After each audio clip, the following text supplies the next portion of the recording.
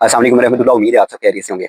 साल 2025 पाकिस्तानियों के लिए कुछ अच्छा साबित नहीं हुआ। इस साल की शुरुआत से लेकर जैसे जैसे ये अपने इख्तिताम की तरफ बढ़ रहा है, मुख्तलिफ किस्म के जो हादसात हैं, जो सानहात हैं और ख़ास तौर पे जो कुदरती आफ़ात हैं, वो इस साल के मंजरनामे के ऊपर हमारे सामने देखने में आ रही हैं। हर साल की तरह इस साल भी पाकिस्तान के जो पहाड़ी इलाका जाते हैं, वो सैलाबी सूरत हाल के अंदर महसूर हैं, और हर साल की तरह इस साल भी जो हमारी हुक्मरान जमातें हैं, जो हमारे नुमाइंदे हैं, वो सवाए मजम्मत के और कुछ नहीं कर पा रही। जिस तरह का खौफनाक सैलाब हमारे सामने है, वो हमारे लिए इबरत का मकाम रखता है, और जिस तरह का लरजा देने वाली तबाही केपीके के मुख्तलिफ शहरों के अंदर, बुनीर के अंदर, सवात, शांगला, मालाकंड डिवीजन, हज़ारा और मानसरा के अंदर देखने में आई है, वो यकीनन इंतहाई ख़तरनाक है, अफसोसनाक है। 300 से ज़ायद अफराद अपनी जान की बाजी हार गए हैं, लातदार लोग ज़ख्मी हैं, और बेशुमार ऐसे लोग हैं जो लापता हैं। उनके माल मवेशी, काम कारोबार, हर चीज़ इस बिखरे हुए सैलाब की बेरहम मौजों के अंदर कहीं दफन हो चुका है। और जो नुकसान हुआ है इस सारे सैलाब की वजह से, उसका भी अंदाज़ा लगाना नामुमकिन है। इन तमाम इलाकों को अगर आफत ज़दा कहा जाए तो ये कहना गलत नहीं होगा। ऐसे ही एक सैलाब 2022 के अंदर आया था, जिसने तबाही की एक बड़ी दास्तान रकम की थी, और अब भी ऐसे ही कुछ सिलसिले हैं जो इस वक्त इन तमाम शहरों के ऊपर असरअंदाज हो रहे हैं। हम हर साल अपनी हुकूमतों के ऊपर, अपने इदारों के ऊपर उनसे चीखते चिल्लाते रहते हैं, उनसे दरख्वास्तें करते हैं, उनसे मुतालबात करते हैं कि वो डैम्स के ऊपर मनसूबाबंदी करें, वो नहरों के ऊपर मनसूबाबंदी करें। वो हर साल जो सैलाब पाकिस्तान के ऊपर असरअंदाज होता है, उसको कोई ऐसा रास्ता फराहम करें कि नुकसान में कमी वाक़या हो सके।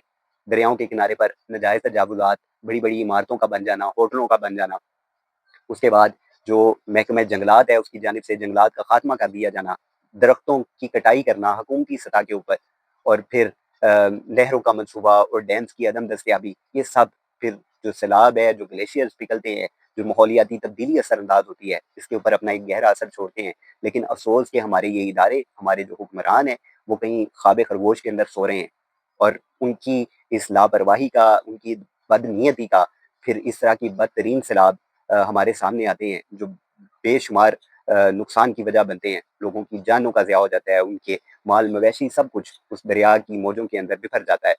इमदाद मांगी जाती है, एक दूसरे से अपीलें की जाती हैं, दूसरे ममालिक से ताउन की अपीलें की जाती हैं, और फिर बाज़ दफ़ा वो जो इमदाद इकट्ठी की जाती है, वो भी उन मुस्तहिक लोगों तक नहीं पहुँचती।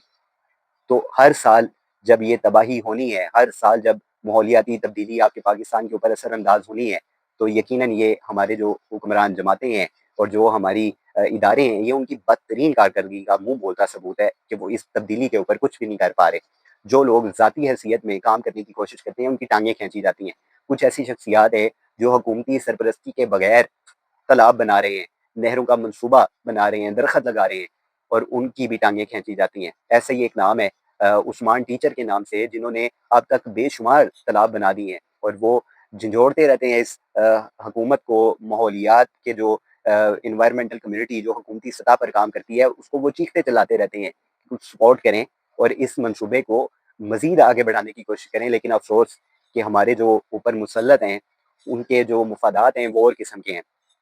वो जो हलफ लेकर, जो अवाम की खिदमत का नज़रिया लेकर सामने आते हैं, वो जब हुकूमतों के ऊपर काबिज़ हो जाते हैं, हलफ ले लेते हैं, तो वो फिर अपने वादों से, अपने जो उन्होंने काम करने होते हैं, उससे मुकर जाते हैं, और फिर उसका नतीजा यही निकलता है, इस तरह की बदतरीन जो सूरत हाल हमारे सामने आती है।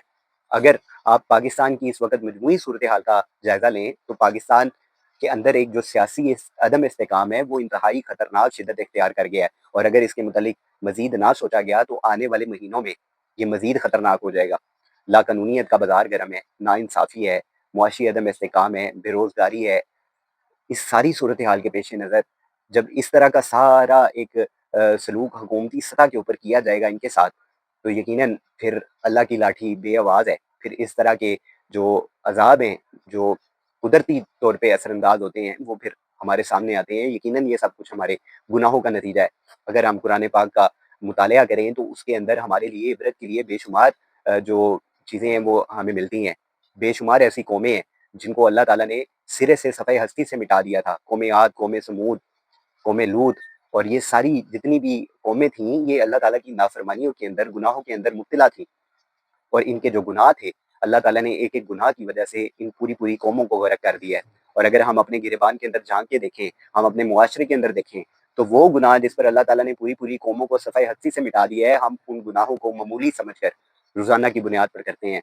ہم ناپ تول میں کمی کرتے ہیں، ہم جھوٹ بولتے ہیں، ہم بدنیتی سے کام کرتے ہیں، ہمارے کاروبار ٹھیک نہیں ہے، تو پھر ہمارے جو حکمران ہیں وہ کیسے ٹھیک ہو سکیں گے؟ تو جب تک ہم اپنے آپ کو ٹھیک نہیں کریں گے، ہم اپنا جائزہ نہیں لیں گے، تو ہمارے اوپر حکمران بھی ایسے مسلط ہوں گے۔ تو قرآن مجید ہمارے لیے مکمل ذاتہ یاد رکھتا ہے، ہماری زندگی کا ایک ایک جو چیز ہے وہ قرآن مجید کے اندر بتا دی گئی ہے کہ اس کو ہم نے کس طرح سے ٹھیک کرنا ہے، لیکن افسوس یہ ہے کہ ہم اس کے اوپر نہ سننے کو تیار ہیں، نہ سمجھنے کو تیار ہیں، اور ہم ایک دوسرے کے اوپر بلیم ڈالنے کے لیے ہمیشہ تیار رہتے ہیں۔ اپنے اپنے مفادات کی جنگ کی خاطر یہ حکومتیں ایک دوسرے کے اوپر اتار چڑھاؤ کرتی رہتی ہیں، اور جو پولیٹیکل پارٹیز ہیں وہ اپنے اپنے نظریات کے مطابق شہریوں کی ذہن سازی کرتی ہیں۔ اس وقت شہریوں کو، پاکستان کے جتنے بھی لوگ ہیں، ان کو ان کے نظریات کے مطابق، عقائد کے مطابق ان کو ایسا ڈفرینشیٹ کیا گیا ہے، ان کے اندر ایسی تقسیم پیدا کی گئی ہے جو مٹانا شاید ہی کبھی ممکن ہو پائے۔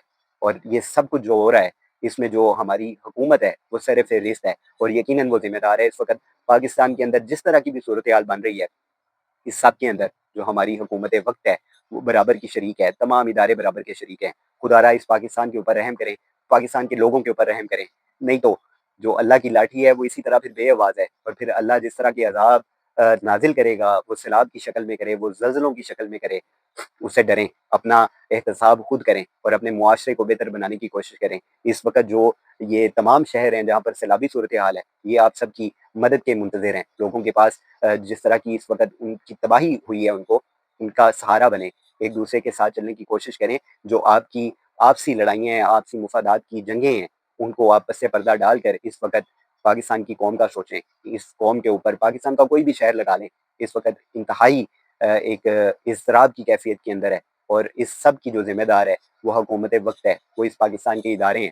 اور اگر یہ اپنی روش کو نہیں بدلیں گے تو آگے آنے والے حالات مزید خطرناک ہوں گے، مزید تباہی کا باعث بنیں گے۔ اللہ رب العزت جو جہاں پر اس وقت سیلابی صورتحال ہے، ان لوگوں کو اپنے حفظ و امان میں رکھے، اور اس تمام غم سے، اس تمام افسردگی کے عالم سے اللہ رب العزت ان کو نکلنے کی توفیق عطا فرمائے۔ جزاک اللہ۔